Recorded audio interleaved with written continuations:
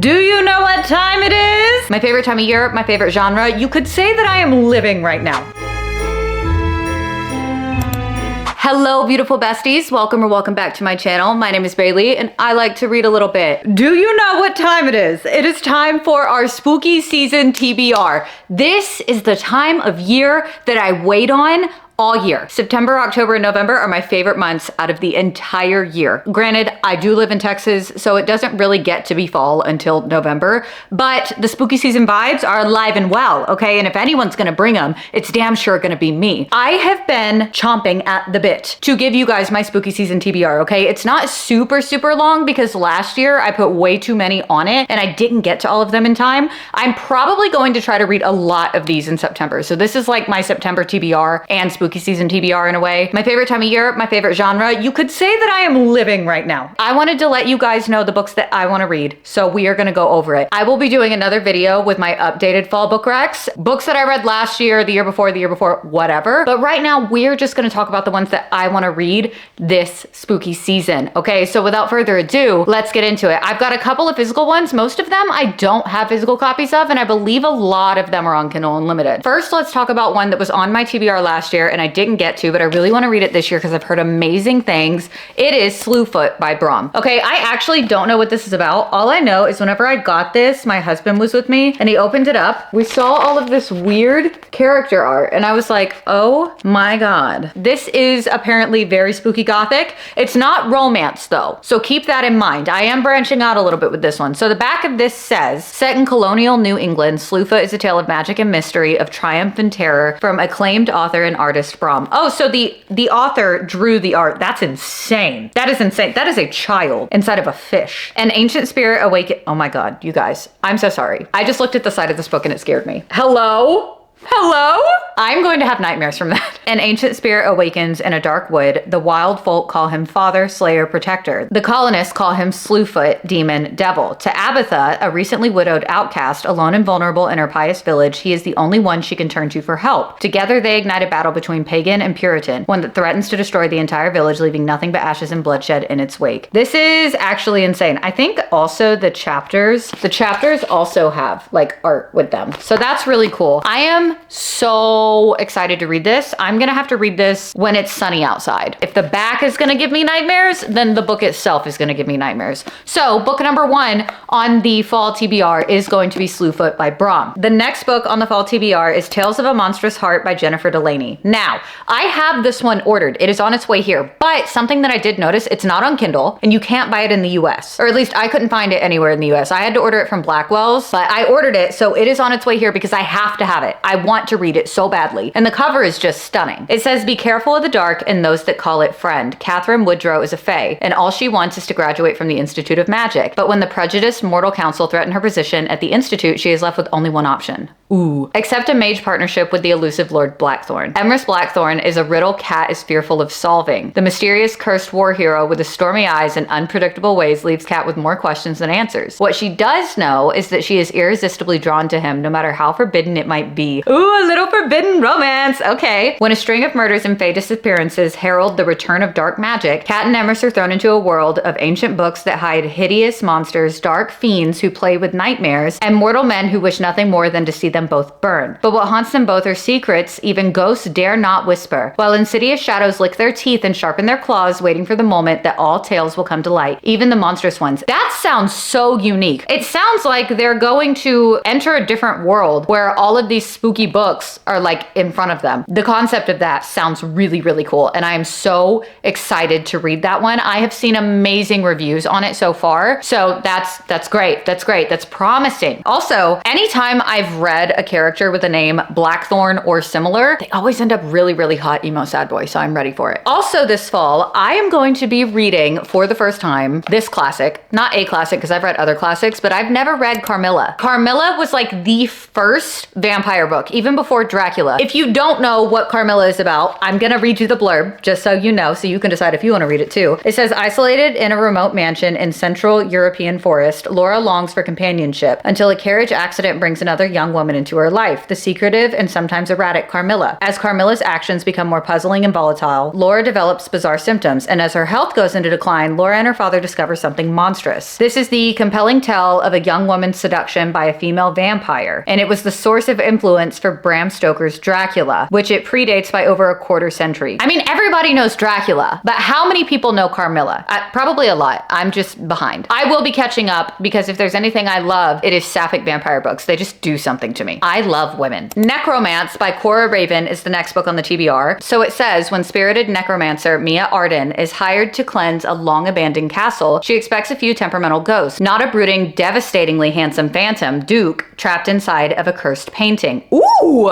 I like that. Lucian Westcraven has spent years as a shadow, imprisoned by the woman who loved him to madness. Now, with the castle alive with sinister magic and the ghosts of a woman who will do anything to keep him lurking in every corridor, Mia is his only hope. But the deeper she digs, the more entangled she becomes in Lucian's tragic past. We love a tragic past. We love a tragic past, I tell you. Okay. As passion flares and the castle fights to keep its secrets, Mia must break the curse, risk her soul, and set the haunted Duke free, or walk away before she's lost to darkness forever. A gothic romance brimming with yearning. That's all I need to know. A gothic romance brimming with yearning, wit, and ghostly danger, and the enduring power of love. Fans of Casper, Jane Eyre, and Crimson Peak will fall for this deliciously dark fairy tale. So this is a spicy gothic romance. We love to hear it. We love to hear it. And also, I think we need more ghost romances. We do. I love when the MMC or FMC is a ghost. I think it adds a spooky gothic element to it that we need. So I'm very excited for that. And it's called Necromance. So maybe she brings it back to life. I don't know. We'll see. We'll find out. I'm excited. So far, I feel like we're doing really, really well. We've got kind of a blend of a whole bunch of different things. So we've also got Neverthorn, and this is the first book in a series. It looks like it's by Shannon Mayer. In a realm where magic reigns, a legendary hero once stood against the encroaching darkness. But with his death, hope dwindled, and the best the world can muster is Harlow Dagon, a thief, magic school dropout, and notorious troublemaker. At nearly 30, Harlow can't even cast a simple rune without blundering it. So why does anyone think she can take up the mantle of hero? Reluctantly, she's dragged back to Neverthorn Academy with 7 former classmates tasked with their training to confront and defeat the villain of their world. Professor Hodison makes it clear she's a failure. Professor used to be a mean girl, has a vendetta, and lurking in her past is a secret so dark it could reveal she's not the hero the world needs, but the next villain. With fate hanging in the balance, can Harlow embrace her destiny before her shadows claim her? The threat of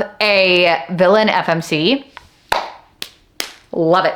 I love it. I love it. I love it. But I do also love that it said that she is 30 years old. I'm loving that we're getting more variety in like the ages and stuff like that. So that's exciting. This seems like dark academia, romance, gothic, a little bit spooky, witches, maybe shadows. I don't know. We'll see. That was a lot of words that didn't make any sense, but it kind of does if you think about it. Maybe. Next up we have, and this one doesn't come out until November, but I am excited for it and I will be reading it in spooky season. This is actually not even a gothic romance. It looks like a fall-ish rom-com, but I'm gonna need something light. It comes out November 18th and it is Daddy Issues by Kate Goldbeck. First of all, this cover is gorgeous. It's giving 90s rom-com. Also, as somebody with daddy issues, I can appreciate the title. It says, sometimes love shows up where you least expect it, right next door. A jaded 20-something is stuck living at home, her life on pause, when a single dad becomes her new neighbor. Ooh!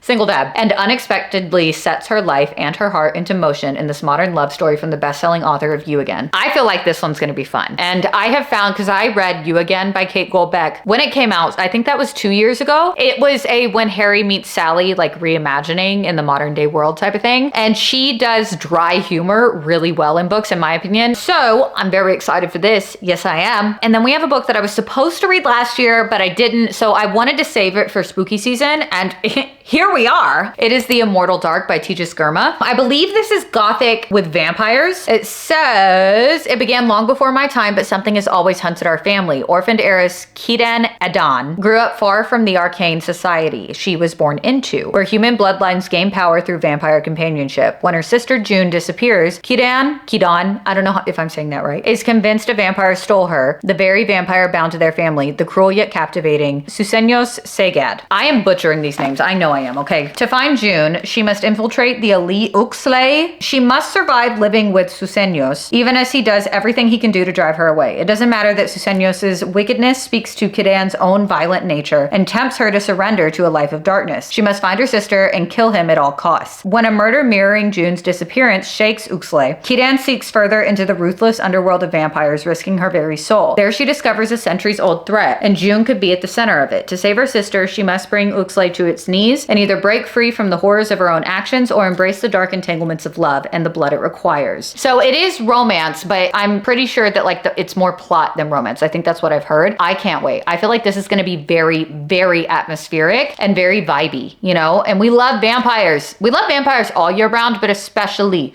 during spooky season. So this is another one that I wanted to read last year that I didn't, that I've heard really, really good things about. It is called Monomaniac by Rafaela Carver. It's a Gothic dark romance. It says a woman with a Gothic soul consorting with the dead, a man with an untamable spirit executing his revenge. What will come into existence when his obsession meets her absolution? Throughout the entirety of her life, Ophelia Grimes has been familiar with death, be it suffered at the hands of her bloodline, an ill-fated victim forgotten in a dusty file, or even her own before a spiritual awakening. But no haunting omen could have prepared her for him, the mysterious man who will steal her blood, her nights, and ultimately the veil that keeps her hidden from the affairs of the living. Ooh!